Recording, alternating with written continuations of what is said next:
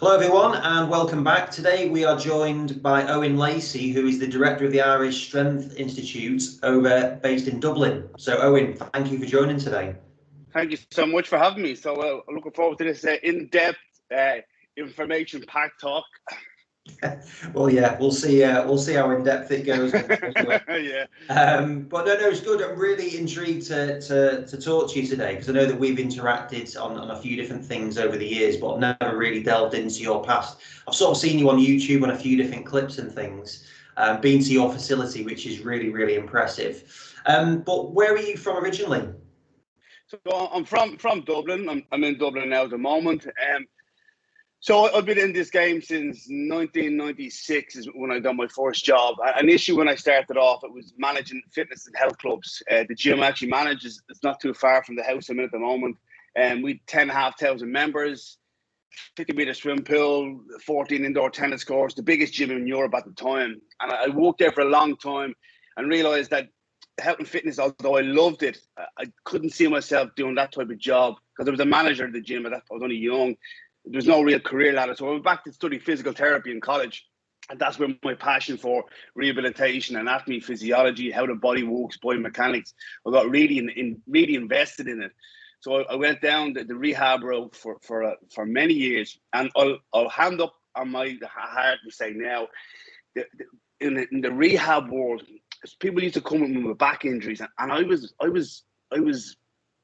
didn't want to treat them because if I have a sore back, I want to go to a guy that's seen low backs pain 50, 60 hours a week. I want to go to Stu McGill if I've got a low back problem. I want to go to the knee expert, the shoulder expert. So I found that I couldn't really specialize. I didn't really want to specialize in one area, and I didn't want to be okay in other areas. So I used my qualifications in physio, and then went off to do nutrition. So I sort of what I do now is I blend nutrition, rehab, training, lifestyle, function medicine, and I build a team. So if there is someone that has a problem that I feel is out of my scope of practice, or I don't feel I want to do that, I have a team of osteos and chiros and physios that I bring in for the person. So for me, I call myself now a performance consultant. I help athletes and executives reach new levels of performance, whatever that may be. That may be a surgical intervention, that may be a jaw realignment, that may be an allergy test, that might be a blood chemistry test, that might be strength and conditioning, that might be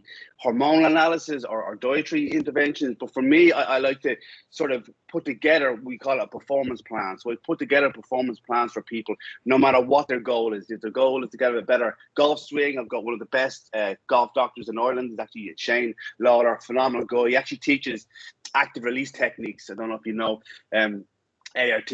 So for me, I like to bring together a team to get the athlete, if it's an athlete, or the executive, the best performance possible. And then, so why do you think you started off being why was physio the one that you chose? Because of the load of different qualifications that you've gone through. Yeah, but in Ireland, it's a very reputable, solid, this is where you want to go, this is what you want to do. And it's a really stable job. And in Ireland at that time, there wasn't really many other. There was no athletic trainer and therapy. What's the AT&T? There was no real, and sports science was very low level. And when you come out of a sports science degree, well, where do you go? There's no real path. So for physio was always something that was key. But for me, doing that study just, got more tools in my toolbox. But the anatomy, the physiology, histology, the understanding you have of the body from doing that is immense. I just didn't think the practical applications and the you can't become an expert when you get qualified as a physio, man. That your journey only begins. Like, you need to see thousands of patients, and I've got friends of mine that are absolutely exceptional, but they will hand on heart say, I'm a really good wrist guy, I'm a really good shoulder guy, I'm a really good elbow guy. I'm good at other areas, but I sort of specialize. And to me, as a performance consultant, I can specialize in all things. I just bring these consultants in when I need them. Like my friend Shay Caffrey, he's a phenomenal physio. He works with the UFC with a lot of our fighters. He works with the Irish Boxing Academy and the high performance team for wrist and elbow and more hands. He's very good at that area. But you know yourself, there's always somebody that specializes in knee, or it's obviously it could be a surgeon, but physios tend to specialize in one or two areas. For me, I thought that was narrowing down my area of focus, and particularly when it comes to marketing. you have to have a thriving business. And if you're only in one niche, maybe it's not going to be that advantageous. And the world is so small now. You can get online and have a consult with anybody in any country on any topic. So for me, I like this little niche that I developed for myself, and it allows me to work with, like, I've worked with, actually I spoke to a guy on Saturday. I've worked with UFC superstars, rugby people, high profile executives, guys climbing Everest, ice hockey players, transplant game guys, lung transplant, like all sorts of people. And when you have a system and a team to help a client or an athlete get results, you can carve out a very specific, profitable niche in the market. Yeah, no, absolutely. And how important do you think it was, like your time spent in the gym that you mentioned? Were you doing that before you decided to do physio, or which came first? Yeah, so I went back to study physio. So I was already working. I'd already gone to college to do fitness and leisure management. So I had been out of college. I was a mature student going back, because that's where I thought that the field I should upskill myself. Because when you're young and you're like managing a gym, it's only an assistant manager, but it's only 2 steps away from the top job in the facility. And that's not what I wanted. My manager at that point, she was in her 50s. So like, that's where my career is going to go. I'm just going to go through the rat race and end up being 2 steps higher to be manager of a gym, which is only marginally more, salary, but the stress, like 10,500 members, it's a huge facility.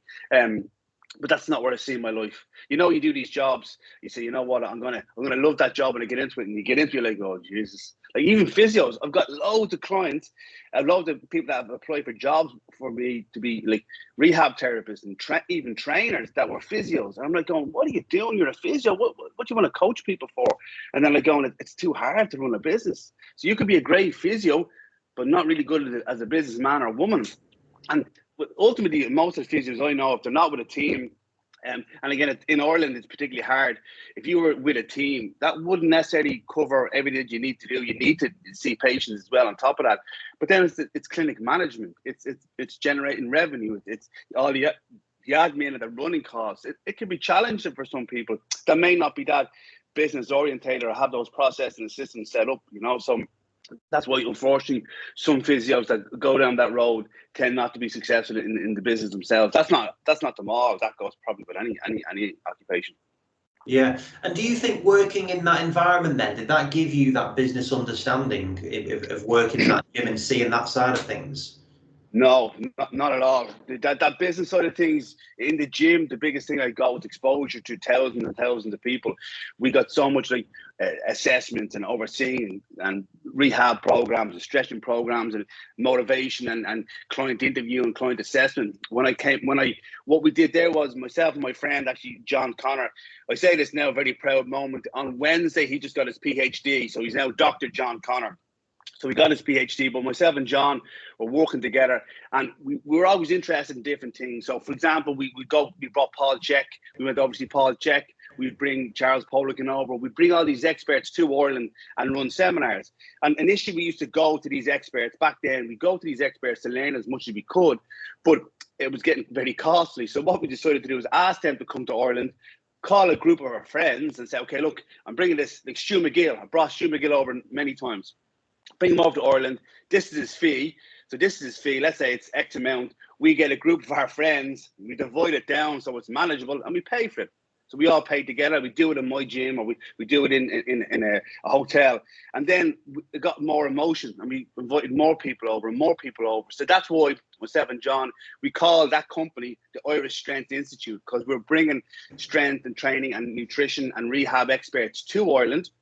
And we're giving information. But then the problem was all this new information on rehab and training and explosive training, stuff like that, agility training, I couldn't do in that big commercial gym that I was managing.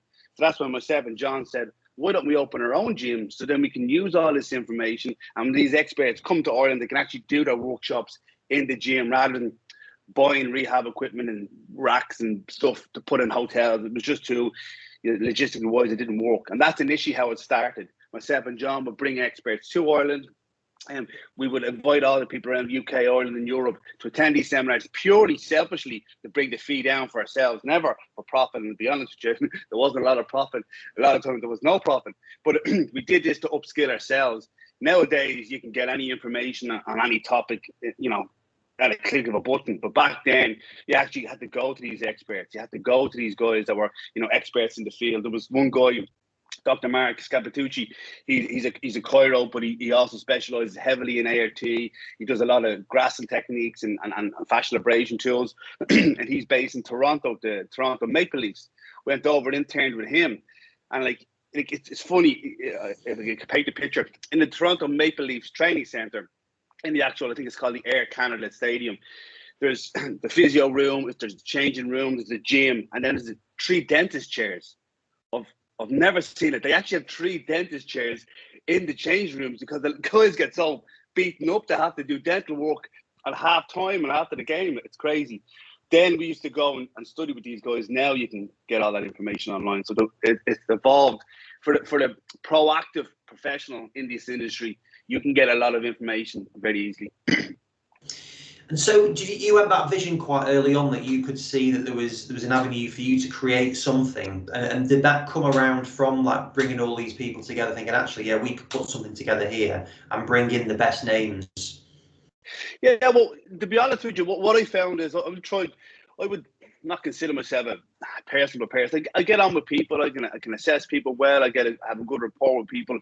But a lot of coaches and scientists and leading experts in their field, sometimes their interpersonal skills are terrible. Like I've had strength coaches that were like world class, but oh my God, they dictated. They stood up and just angry. It wasn't an enjoyable experience. And then you get someone that was like a statistician on everything biomechanics, and these guys were legends, but they're nerds. They couldn't have a conversation with you. So what I was trying to do was, you know, get that information, package it in a usable, digestible way, and then have it in a way that I could you know, impart the knowledge to athletes and clients so they can actually use it. Like I've been to seminars. Let's say sleep is a big area that I'm very passionate about. So I've been to every seminar on sleep. I've read every book, not all the research papers, tons of research papers on it, and they all talk about the mechanisms of sleep. But if I've always asked you, what's the top tip on sleep? People say, oh, go to bed early, get off your screen. Oh, well, not what I say to that is BS. There's so much more information to show you how you can change your sleep, but people still rehash the same thing. Don't sit so much. It's not good for your back. Well, then tell me what I can do. So for me, I like to show the science, show what people shouldn't do, but you have to give people takeaways. And unfortunately, a lot of leading experts at these presentations, they want to show you how much they know, not necessarily impart information that you can actually implement the next day. So whether it be nutrition, and I hear this word biohacking the whole time, and I'm not a huge fan of it. I think people are trying to hack their health or hack their rehab, but there is short, quick, and easy things you can do with nutrition, training, blood testing, you know, stretching, biomechanics that makes immediate improvements straight away. So for me, it was about getting that information out to the people, and that's what sort of formed my niche. When I can, like on Saturday, I had a consultation with a guy, lovely guy. I've been seeing him for a long time, helping him out. But snoring is his issue. So training, he's got on point. His nutrition's on point. We got all his blood work done. He had a few shoulder issues. He's a former rugby player, was about 140 kilos. Now he's down to 105. So the body changes quite a lot with stuff like that. But snoring, he's waking up fatigued all the time. And from working in the sleep world, there's tons of things you can do before you go to a CPAP machine. So by having that knowledge in those different areas, we can enhance his performance. No amount of diets, no amount of training was going to fix his sleep. His breathing mechanics, if his jaw alignment, his deviated septum are all contributing to obstructive sleep apnea. He's not going to get the results. But if you went to a physio guy or a trainer, they wouldn't have that depth of width of knowledge to say, this is an area that needs to be addressed. So again, example, I see guys coming to me all the time. Dr. Shane Lawler, that golf chiro, he refers people to me that he's seen multiple times. So if you've got treatment of a physio, chiro, any manual therapy in any way, shape, or form, and you're not getting the resolution of the tissue is adapting to the stimulus of the treatment, whether it be shock therapy, whether it be abrasion tools, whether it be manual therapy. If the tissue is dehydrated, low in magnesium, low vitamin D, it will not have the adaptability to change its function based off your treatment. So hydration, sodium, potassium, magnesium levels, vitamin D, inflammation, low essential fatty acids, all these will complement the treatment plan. But if you're only a manual therapist and you're not aware of these other interventions that you can make to sustain, like people get treatments, they feel great for a week or so and they're back again. Well, then are the movement patterns being assessed? Is there gait? Is there posture? Is there repetitive strain in the workplace? Is there ergonomics tested? I say this now, and one of the things I do a lot of corporate wellness. We assess people's ergonomics in the workplace and at home. There's people on couches, on desks, and like laptops. Laptops are terrible for the body. They are absolutely terrible. Your hand should not be the same level as your screen. That's not good. There should be a separate keyboard on the ground. There should be an elevation for your iPad, your screen, the lighting, the temperature, the location of the phone, the doorway. These all need to be worked in place. But if you're just going to treat someone's lower back, you don't do blood chemistry, you don't do an ergonomic assessment, you don't do a lifestyle assessment, you don't assess maybe they're playing football or they're lifting weights in the gym. When you can piece all this together, the patient outcome is so different. Yeah, no, it's fascinating. So how, like you mentioned a few different things there, but how do people find you? Say they've got a snoring problem or a sleep problem, how do they end up in your facility? To be honest with you, normally it's through referrals. Most of my clients would be referred on. I have my practice is about 50% athletes and 50% executives. And when I say executives, I mean guys that are partners in companies or they're traveling all over the world. That they're like, I'm like the dirty little secret that they have. Oh, I'm putting on weight, or my libido is down, or hair loss, hair gain. I'm snoring. I'm falling asleep in the daytime when they refer them on. So and I have a lot of physicians, and that's another thing from a business point of view. I have a little black book of connections, and there's a great book by Jeffrey Gitomer, and in the book he says, it's little black book of connections, and it doesn't matter who you know, it's who knows you is the most important thing in marketing. So if I have a list of all the doctors, of all the surgeons, of all the GPs in my area that I use, they have my number. So if you've got 20 people like physios, chiro, the sports surgery clinic is not far from me. You've got obstructive sleep apnea sleep clinic. You've got allergy testing clinics. You've got hormonal endocrinologist consultants. You've got medical doctors. These are all people I refer out to. So what do you think happens when they have someone, they're like, I have the guy for you. We all have that mechanic, that dentist, our own one that we refer everybody to. So the more connections you have, and the more people you have in your faculty or on your team, that's where the referrals come from. And then I have a number of gyms, so that gives me referrals from that. And then the sports players, that's like, yeah, it's a no-brainer to them. And then in terms of sport, then, was that something that you ever thought that you'd want to work in like full time with a team or with an athlete? Yeah, so that's one of my first things. I played soccer for years, and I was probably how I got into fitness. I ended up being the captain. I think I was the captain nearly every year. I played football, bar 1 or 2 years when I changed teams around. But I was pretty much the captain all the time. So you're doing the warm up, you're doing the cool down, you're doing all that sort of stuff. So you get into that role. And when I qualified in college, I went down and I started coaching soccer. And in Ireland, we don't have we have a professional league, but it's not really professional, it's amateur. So I got a job as a full-time fitness coach at that time for teams. But the traveling to and from games, the warm-up, the actual skill session, and the fitness at the end was huge. And there's very little money in it. There was a lot of time, and I was trying to manage working at the gym at the same time, and it just wasn't feasible. Then I went away from soccer, and then I got involved in rugby. Now, although rugby in Ireland still it's an amateur sport as such, but it's much more professionally organised. The IRFU is much more of a better organisation. So I did that for a number of years, actually in a club quite close to where I live now. And that's actually the guys I met coaching, like rugby guys. Are with the guys I dealt with in particular were legends. They're such nice guys. They've gone on and done very successful business-wise and still come to me now. That guy I spoke about the weekend, he was a guy I coached in Clontarf many, many, many years ago. So again, it comes around. But working in professional sport, it was something that I looked at one point. I had a few interviews for Bolton Wanderers. I was going to move from Ireland to Bolton Wanderers when Sam Allardyce was there. That's how long ago that was. And then I think the last few months there was a transitional change, and then he went to Newcastle. I can't correct after that. I'm not quite sure, but he moved around. So in that world, I felt it was too unpredictable. I felt it wasn't something there where my passion was. There was a lot of red tape. I had been paid and not paid, and the team were changing managers every couple of years, and it was just a lot of political stuff that wasn't conducive to me, developing in the career. A lot of red tape. However, I do have some colleagues, friends of mine. I have a good friend of mine, Barry Solon. He's the head coach now in Arsenal. He's doing really well. So there is people that can get in there and do it well. And he's an exceptional coach. He's a phenomenal guy.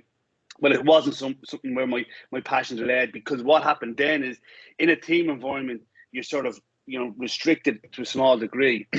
And for example, let's say I have a consultancy company that I go and I do high performance consultants. So in 2012, just after the London Olympics, I got a job offer to work in Azerbaijan with the Olympic wrestling team. So there's 3 Olympic wrestling teams. There's the Greco-Roman male, the freestyle wrestling with the males, and then there's the freestyle with the females. So there's 71 athletes.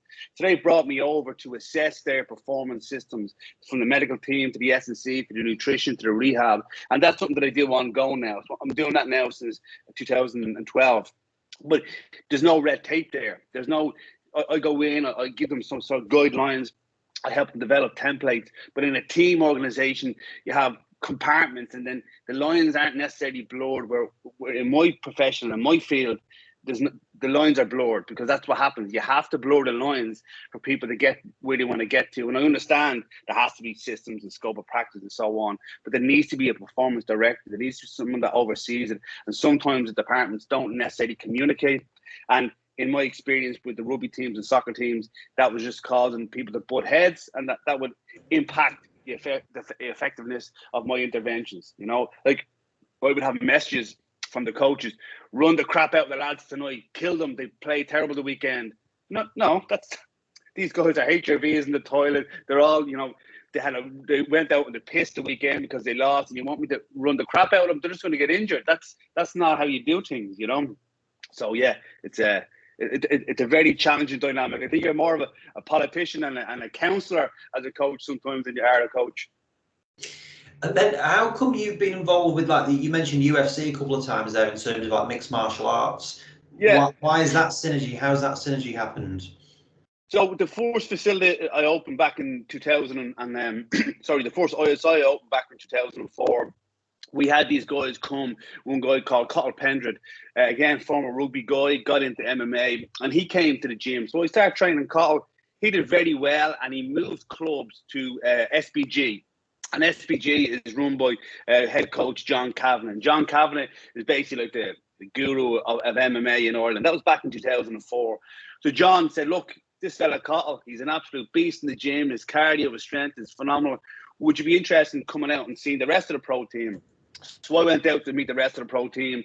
Cottle was there, Gunnar Nelson was there, Ash Staley was there, Chris Fields, Cottle Pendred, Conor McGregor was there, all these guys. And that was back before they were in the industry. They were pros. So then I came on board as their S&C head coach for all their MMA and nutrition. So that's pretty much how I met all the guys. So we coached Conor for 10, 11 years. So it's a long time coaching him and all the guys. I think at one point in the UFC in Dublin, we had 6 fighters. 6 Irish fighters on the card were our athletes, my athletes. From an S&C point of view, so it was amazing. So and in MMA, again, because it's not a national governing body of sport, we had to modify, like, this weight cuts, strength training. My daughter's having a look in the window there. We had strength training, agility, weight cut, weight management. The amount of training that they did was massive. So we had to really reinvent the wheel. So as I said to you, Dr. John Connor, he did his PhD where he did research papers on weight cuts and how it would affect them with salt baths and saunas. But that's all new. That was all new. Like, you couldn't get one paper on MMA. People call it cage fighting. So when you're training an MMA athlete, you're not training MMA, you're training the athlete. And there's a guy called Al Vermeil. So any of the S&C coaches out there, Al Vermeil is the only strength and conditioning coach to have an NFL ring, an NBA ring, and an NBA, NFL, NBA, and Major League Baseball ring. Only guy ever to have those 3 rings. And I went over to intern with him, and he says, "Oh, what's the difference between a baseball player, a basketball player, and an American football player?" And I was ready for this. So I was like, biomechanics, strength, weight ratio, lever length, anthropometric measurements. And he's like, the uniform. I'm like, what? He says the uniform. You train the athlete. You train the body. You train the person. You don't train the sport. And that's where I think the science of strength transfer. There's only 2 sports in the world that strength training improves performance. That's powerlifting and Olympic lifting, because those sports require the lifting of weight. Everything else, you're complementing the body. You're conditioning someone's body to be better able to perform their sport. Nobody's going to win a gold medal from a bicep curl or necessarily a lunge or an ab exercise. You're conditioning the body to function better. So you're increasing the function of the body to perform the sport. So a lot of people try to mimic movement in the sport world, the strength and conditioning world, and it doesn't necessarily transfer to athletic enhancement. Yeah, no, it's really interesting. I mean, SPG, John Kavanagh, really, really well-known industry. So, how do you think? When you go in there, do you notice anything different in terms of the way that he manages the athletes there? Is it like purely his skills, or is it like the mindset? What was it? What did you find when you went into the SPG? So it changes. So there's a certain amount. And one of the things that I actually, this is funny. John says to me, "Owen, I'm going to jump in a session to see what the guys are doing," because John Kavanagh wouldn't be known for doing a lot of strength training and lifting, but he's a very fit guy for what he does. And that's when fitness is specific. So if me and you are boxing, or me and you are doing jiu-jitsu, or we're doing wrestling, or we're doing Muay Thai, if fitness is very specific to the muscles, to the type of movements. So let's say wrestling, there's a lot of isometric gripping in wrestling. And then you have to go and swing hands or move your hands. The lactic acid will interfere with your coordination. So I put John Kavanagh through a session. He says, "Okay, you come and do our session." So I go and do a session. We do 2 hours of wrestling. Then we did sparring. Connor knocked the crap out of me, contact lenses all over the place. I'm picking them off the ground by hairs and all disgusting tissue up my nose. And then I rolled with John Kavanagh, and I said, he choked me out maybe, 15 times in a round. This is the first time I ever did jiu-jitsu.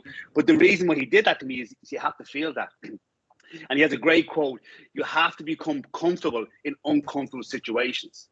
So in a fight, it can go either way. You can stay standing, you can go to the ground, you can have a funny takedown, you can land funny, it can be a funny scramble.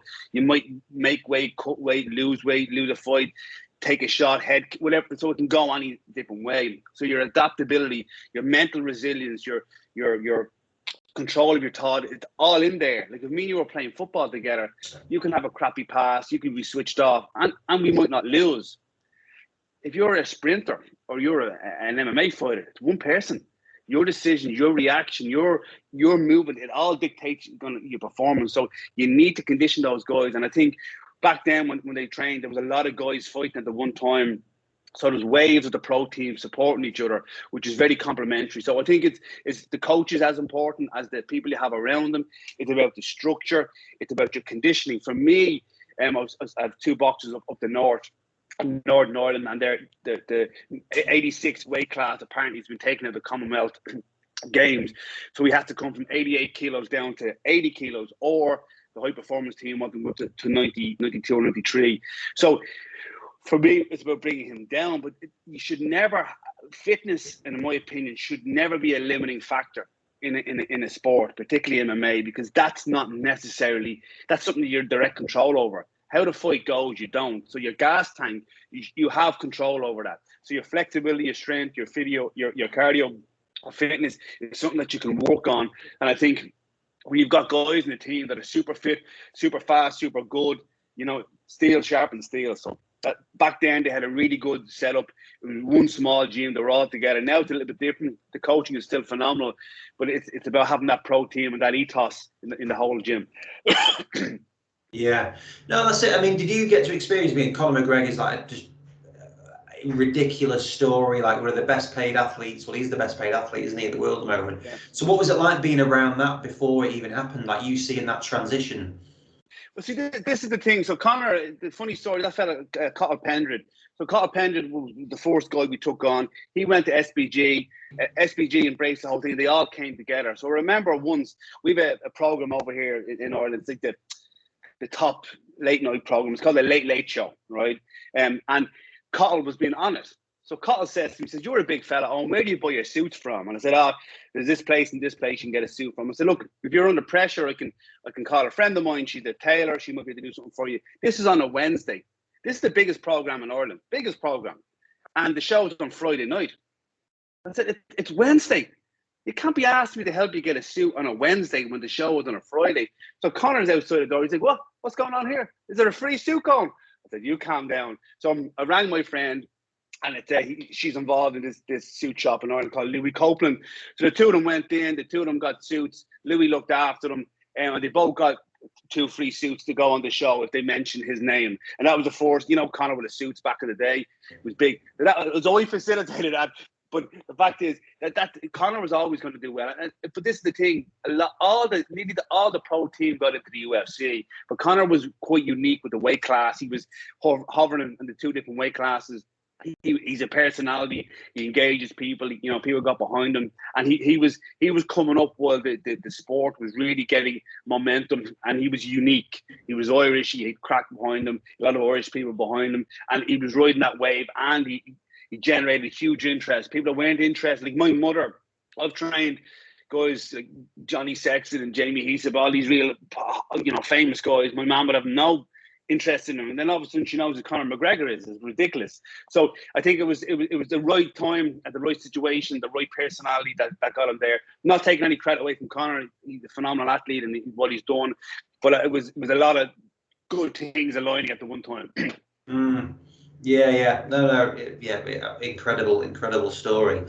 So in terms of then like your style that you mentioned as well, like working with the executives and so on. So at what point did you see that? Was that something that you could just see there was an opportunity there from a business standpoint, or there was a need? How did that transition into working with those happen?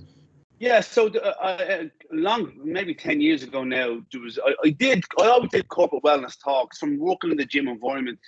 A lot of PT or personal training clients would say to Owen, would you come in and do a talk on resilience or mindset or ergonomics or nutrition for busy people? So there was the psychologist for the Irish rugby team, Enda McNulty. He not only worked for the Irish team, but he also did a lot of motivational and positive psychology seminars for big businesses all over Ireland. He reached out to me and said, "Look, would you be interested in coming in? I'll do the psychology and the mindset. You come in, the nutrition, the training, and the lifestyle management." So we did that for a number of years. We did huge companies like Microsoft and eBay and Facebook and PayPal, all these big places that are based in Dublin, and we did it for years, quite a lot. So for me, then I was coaching people in the clinic and in the gyms, and then doing these corporate wellness talks and the athletes. So I felt it was a key niche. Like some people, this is the thing, some people don't want to go to the gym. Some people don't look after the body, and then when it breaks, they go and see a physio. Some people want to lose weight, but they don't want to go to the gym, but they eat every single day. So when you can help people do what they do and perform better, have better back pain or reduce back pain, lose weight, have more energy. It may not necessarily be into the gym. There might be cycling people, there might be tennis people or golf people. So for me, I found a niche to support people, whatever their journey is. If you're not into the gym, that's fine. If you're into cycling, that's fine. Whatever it is, there is an area that we can make your body work better. So like if you're playing tennis or you're, as I said, Al Vermeil, doesn't matter what sport you play, we find out what your life is, we find out what you enjoy to do, and we build a better body so you age slower, you're more resilient, you can manage yourself, you're not only working for your job. But a lot of guys, when I say guys, I mean guys and girls, that when they progress through their career, they pour their heart and soul into it, and they leave their health and well-being last. And they've no energy for the kids and no energy for the partner when they get home. When they go away on holidays, they're already burnt out. So by identifying that, like you would have an athlete, and I had this conversation with somebody recently when it comes to what's harder to train, an athlete or an executive. And the answer is an executive 10 times over, because an athlete has to peak and perform at certain times, where an executive is performing all day, every day, with very little rest, very little recovery, and doesn't have the same support team around them. So for me, that's how I got into that field of doing the corporate wellness talks, seeing the athletes in the gym environment. There was a break. A lot of people didn't go to the gym, but they still need to eat. They don't go to the gym, but they're still not sleeping right. They're not fit. But you don't have to be fit to run 10K. You should be fit to be able to do all that you do in your life. But by assessing that and giving people usable information, that's the key takeaway. And then, so the breakdown of that, like how often may you see someone with that? Like how big are those plans? Do you look after all of it for some of them? Nutrition, sleep? Yeah. So example, if someone comes to see me, what we'll do is I send out a questionnaire to them beforehand. And for me, you can only deliver a plan to somebody if you know what they want.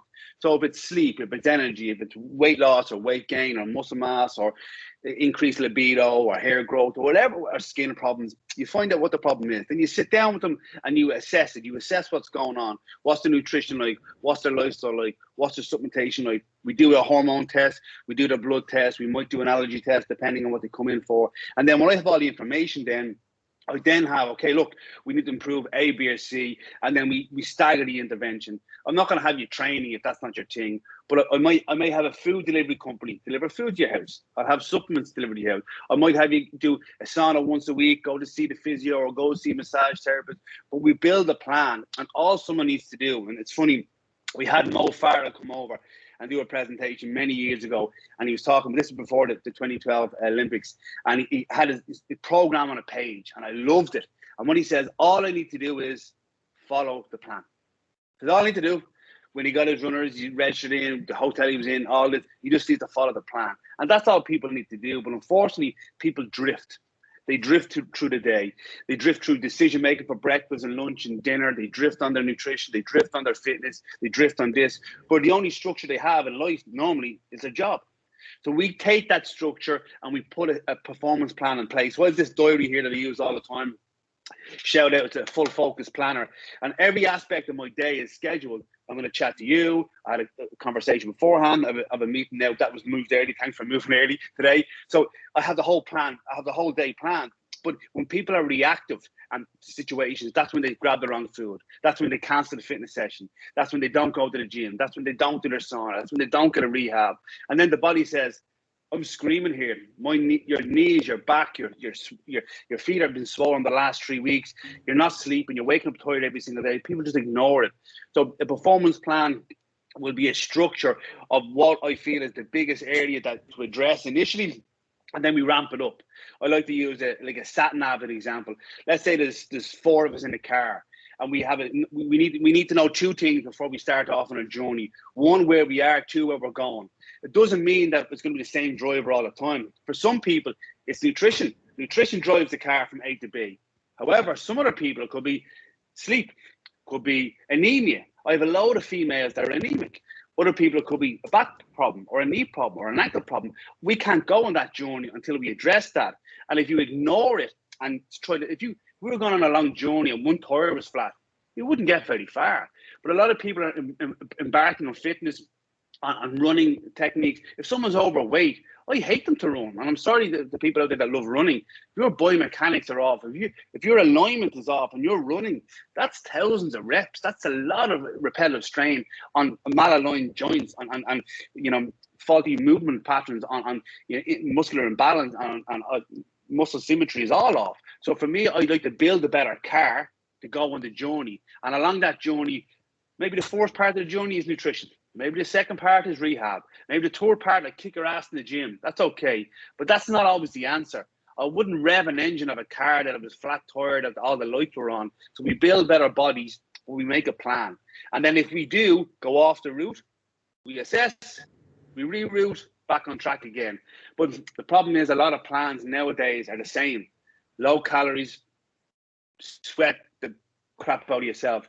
That's not gonna get most people fit. That's gonna get a 20-year-old, a 25-year-old, a 30-year-old fit.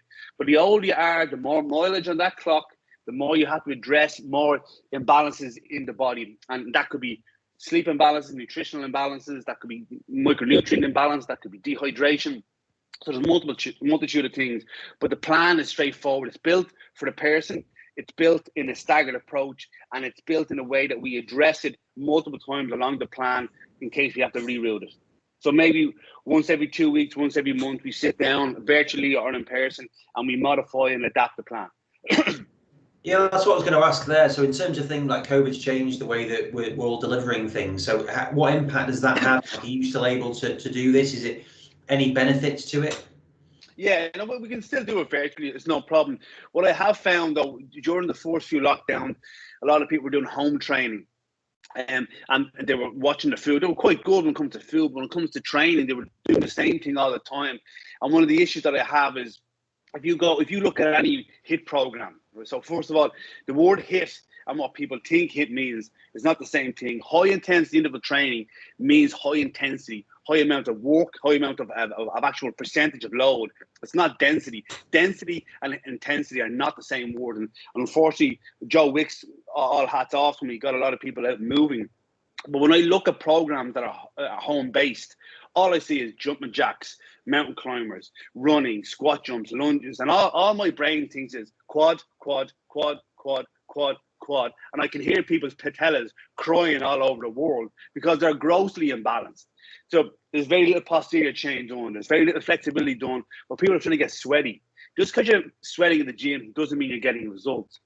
So a lot of times when people came back to me after doing a lot of home training, a lot of cycling, a lot of running, a lot of burpees, I felt that their low backs, their knees, their ankles were compromised, and we had to address that.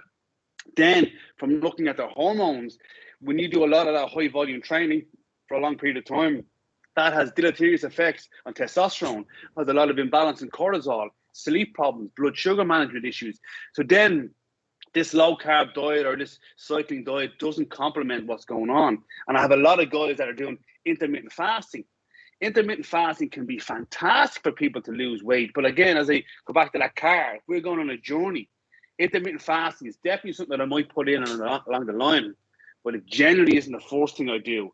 So if you have someone that's overweight, fatigued, bad body, you train them hard, you cut the food and do intermittent fasting, that's too much too soon. That's like three of us sitting on and drive the car at the same time. That's impossible. That's not going to happen. So again, people need to have a staggered approach, a personalized approach, and a plan that they take into consideration what they're going to do later down the line.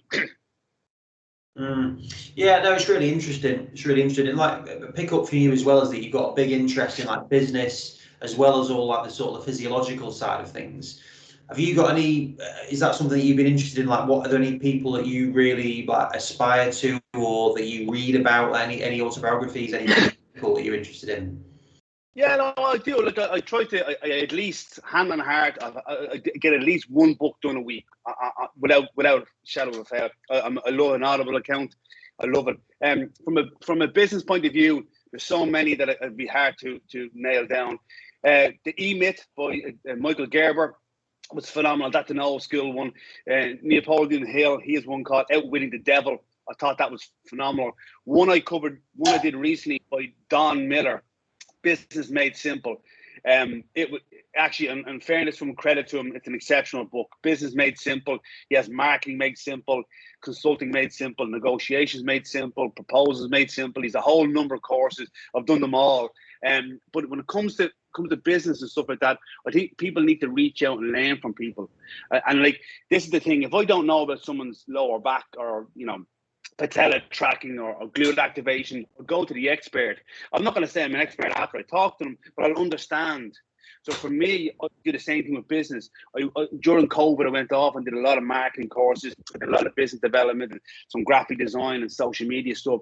Not to do that, but to have better conversations when I do take a marketing company on, or when I do take a graphic design on, or when it comes to financial advising and how you manage your accounts business-wise. I don't want to be an accountant, but I want to be able to have that information, say, I should do this and I should do this. So upskilling yourself as a business person, I think, is fundamental, and linking with other experts. And people, this is honest to God, if you reach out to somebody that's an expert in their field and ask them a question about their field, oh my God, they won't shut the feck up. They'll keep talking. So do that and reach out to someone and say, look, what have you read on biomechanics recently? Or what have you read on, instant sensitivity? Or what have you read on business development? They'll just go off on one, but constantly learn. Like learn. Like this week, I've just finished a book on marketing. I've got a course on the weekend about how to conduct virtual presentations, just how to engage the audience more and how to use all the functions on Teams and meetings and Zoom and all these things. Because when you do a presentation, as we talk about, live is one thing, but you have to get that performance across the board when it comes to a virtual presentation. So for me, there's loads of books I would recommend. What I'd say is, In all businesses, the one thing that I've really learned is you have to know your persona, or what they call an avatar. Who are you marketing towards? Like, who are you looking for? So what clientele you're looking for, what patients you're looking for will dictate the language you use, the frequency of your emails, or your promotion, or your marketing, or your decor, or your room, or the clothes. Everything that you do in your business should be focused for patient or client centered. And the more you're answering the solutions to somebody else's problems, the more they're going to come to you. But you can't answer the solutions to everybody's problems. If you say, no, I'm going to focus on rehabbing knees. No, you could do shoulders and backs and all sorts, but maybe you're a specialist in that area. Maybe you're a trainer helping women go through menopause. Maybe you're someone that helps females with endometriosis or PCOS or whatever it may be. Maybe you're an athletic coach for soccer or ice hockey, or hockey. It doesn't matter, but having some sort of niche, and then you obviously get additional services. But then your marketing, your website, your promotion, your marketing campaign, your email drip campaign will all lead towards the clientele that you have. But just going out there, like if you said to me you're super interested in climbing Everest, and I told you I've trained multiple people to climb Everest, but then maybe we have a little bit of rapport. But if I tell you that and you're interested in tennis, you're like going, doesn't tick to me. So when you know your clients' problems and you offer the solution, that's someone they want to come and see. Yeah. I'll check out some of those books. I'm always keen. I love the E-Myth. E-Myth's a great book. Oh, yeah. Yeah. And also, in terms of like you, I know that from our interactions, everything, you work hard, you work a lot. Like, how do you manage burnout, both for like you personally, but also for anyone that you're doing there? Like, do you try and balance things? Like, there's always that pressure of social media, as well as doing courses at the weekend, seeing your clients. How do you manage your own health? Well, I turned 40 last year, and I decided to go on social media. So before that, the business were only on social media. I wasn't on it. So I sort of kept myself away from that. So that's not something that really drains me. I put a bit of content online now once a week in regards to that. But for me, I use loads of things. For me, this diary, the reason why I like the diary is it structures. And in that book, the Neapolitan Hill, Outwitting the Devil, said if you drift. So I don't drift. Every day I know what I'm going to do. I know Sunday is family day. Like, here's one for you. Here's a stress factor all at one. My wife's pregnant. I say that as if I wasn't involved in it. My wife's pregnant. We're having our fourth child. We're in a house now that we only moved into last weekend because I'm building a house. And I just opened a new facility in Dublin city centre. So pregnant wife, new house, building a home, new gym, all those stresses going on. But there's certain, and this is an interesting thing on stress. So they did this research with mice, and they put one mouse in a container, and he could run on the wheel anytime he wanted. Anytime he wanted. And in the other cage, he put other mice, but they had to run when this guy ran. So the option was you had free control to run whatever you want, but when you ran, I had to run. So they assessed the cardiovascular and the health benefits of running whenever you wanted. Phenomenal, off the scale, brilliant. However, the mouse didn't know when the running was going to happen, whether he was asleep or awake or whatever's going on. He just had to run. It was that uncontrollable stress that causes more stress to people. So when you have stress that you can't control, that you haven't anticipated for, that's what wears people down. So for me, I think people can manage a lot of stress. And getting through stress and managing stress aren't the same thing.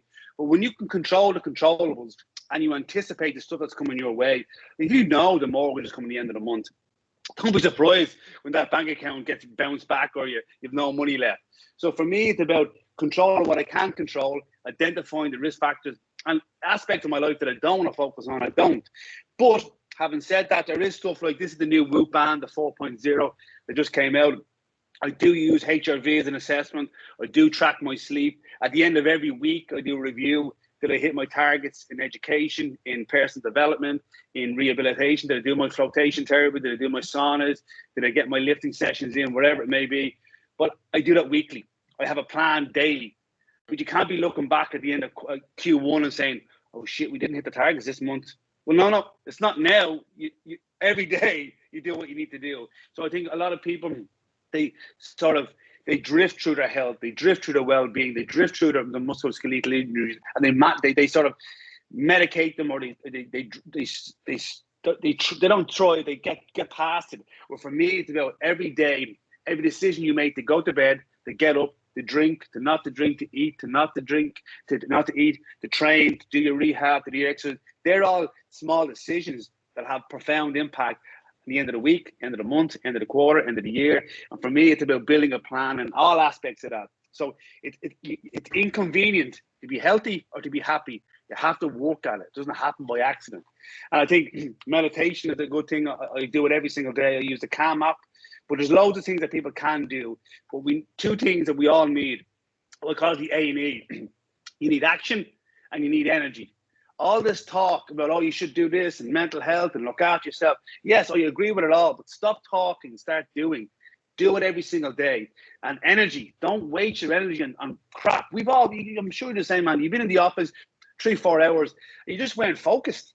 But the other days you're in there 1 hour, bang, you're getting stuff nailed all over the place because your energy is there, your engagement is there, your focus. And the reason is why you're energetic that day and other days you weren't. So anticipate that. So for me, we call it chrono training and chrono nutrition, where we align training and nutrition to the times of the clock. The same thing with productivity. Like if you got me now at 10 o'clock at night, man, I'd be like, yeah, well, I wouldn't be there. So you have to align your big tasks. And you've heard of the big rock approach, that people focus on small things, and like even the phone. So when you get up in the morning, I have a list here. It's four breakdowns. The start of day. So what I do at the start of the day, and then I want to do at the start of my work day. They're very different things. So when I get up in the morning, get the kids ready for school, see my wife, have breakfast, engage the kids, drop them to school if it's my run that day, and then I go off to work. Then I answer emails, then I answer WhatsApp. Rather than opening up in the morning, just so you know, when you open the phone, there'll be shit. There'll be some sort of drama you have to deal with. Well, at least I don't have that while I'm dealing with the kids. At least I don't have that when I'm dealing with my wife. Compartmentalize that. Football players wake up in the morning and grab a football under his arm and walk around the house and get dressed with a football under his arm. You have to be in the moment as a father, in the moment as a business owner or a coach or therapist, then home as a husband, as a brother, as a son, or whatever it is. But too many people are blurring the line. And that constant flipping back and forward, it will wear on people, will wear over time. Get your study done. And even one of the things I really enjoy, at the end of my work day, that's the end of my day. At the end of my work day, where I've finished all my emails, I've got all my study done, I've got my clients done, I've got all the emails and follow-on and homework and stretching they have to do. The day is done. So when I come home, I'm not half emailing, so, I forgot to send them that hip flexor stretch. I forgot to show that thoracic extension. I'm getting me. No, it's done. So then you can be home. You can be present. And having that presence, being as a father or whatever, a partner or whatever it is, it allows you a better quality of life rather than just from the minute you get up in the morning to the minute you go to bed at night time, you're putting out fires all over the place. Don't worry, that fire will be there tomorrow, you know. And then even the system, even in the team and with all the staff, people know if something is really have a problem, ring me. You know, if I don't need to be CC'd in an email, don't CC me. But if I don't need to be involved, don't. There's a great guy, Cal Newport. He's a number of good books. One's called Deep Work. One's called, I don't think he wrote Essentialism, but he definitely wrote the Digital Minimalist and a world without emails. We're all email crazy. Email crazy. People will email me. Excuse me.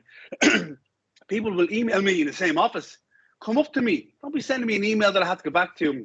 And then I open it, and then it was nothing important, and don't go back to them. They ask me. So there has to be an ethos, a system. Don't send me 10 emails on a Friday night at 6 o'clock. So there has to be a system. So, you know, when you work with people, expect a certain level of, okay, this is how we conduct ourselves. This is how we manage our emails, our tasks. When I just want a follow-up email with you, this is how I do it. If you want to book in with me, here's my, link for my calendar so you can book in when it suits you and it goes to my, if you want to talk to me or book an assessment, here's my secretary and so on. There has to be systems and processes in place. And unfortunately, when people don't have systems and processes and they're working all over the place, it wears on you over time, and then that will impact your life, your burnout, your professionalism, your personal life, and so on. So that's how I manage things. No. I think it's definitely good, and I'm definitely guilty. Really trying to focus on not doing that. Definitely not checking your phone when you wake up, and because there's always a problem, isn't there? There's always something. Yeah, and even what you were saying about in terms of like you come in, and I was saying before we started this that like it's changed. I used to be out 2 or 3 days a week minimum, and then all of a sudden I've now got 5 working days if you're not including the weekends. And it's like, well, all of a sudden that work then stretches 5 days, and it's like, really, could you get it into that period? And I hate being inefficient. So it's really interesting now we're going back out to meetings and how that focus is done. There's two things that we talk about in the corporate wellness presentations, and one's called the Pomodoro method. It's a time management structure, and men are funny. Men, if they're not 20 minutes, they're thinking about something else in 20 minutes. So I like to put tasks down to around 15 to 25 minutes of time. It's been shown from a time management point of view, 15 to 25 minutes, focus work, 5-minute break, do a breath work, get a glass of water, go to the toilet, come back and go again.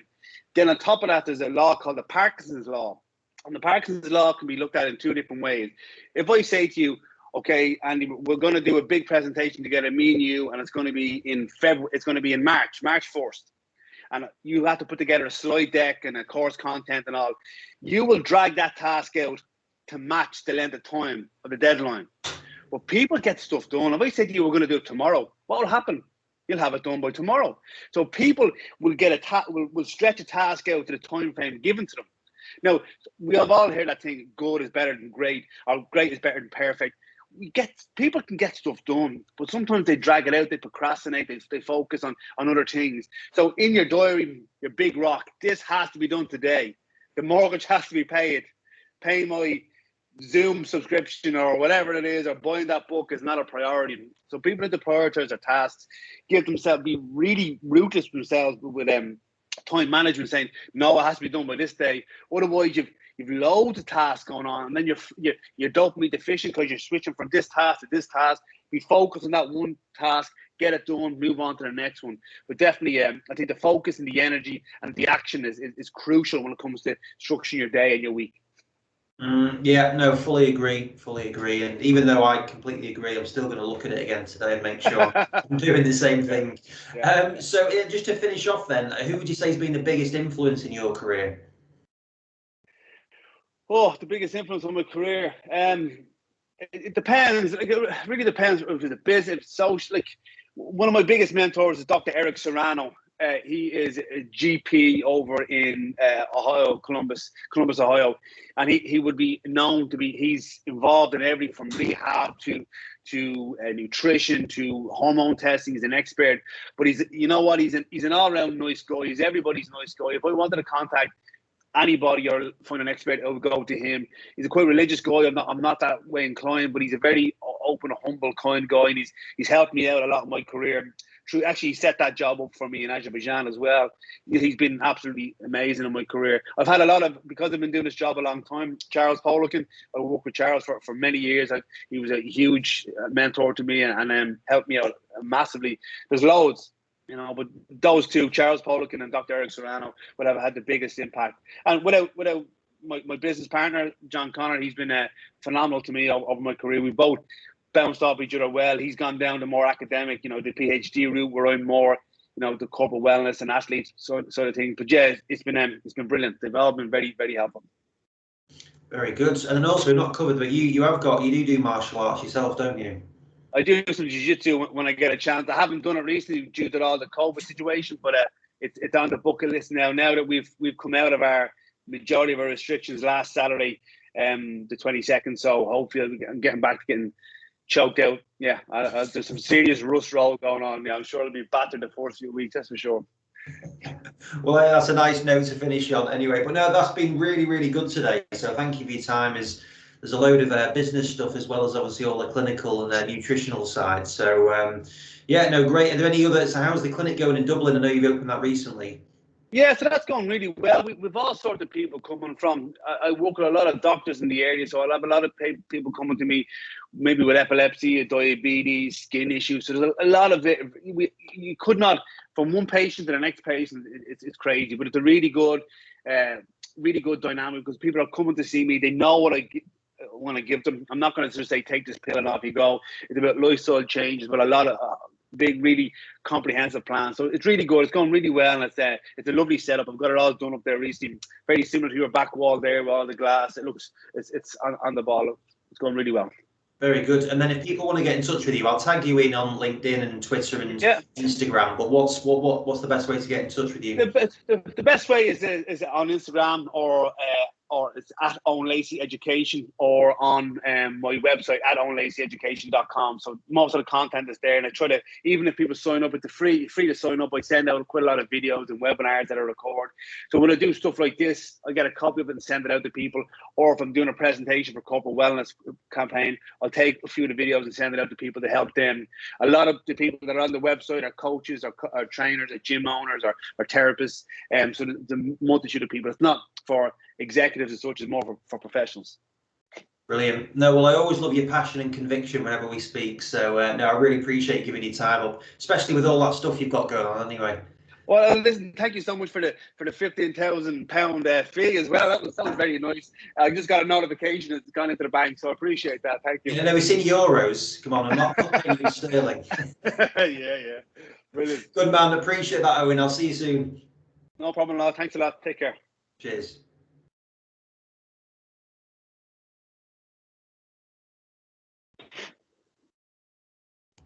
Cheers, mate. That was great. Good.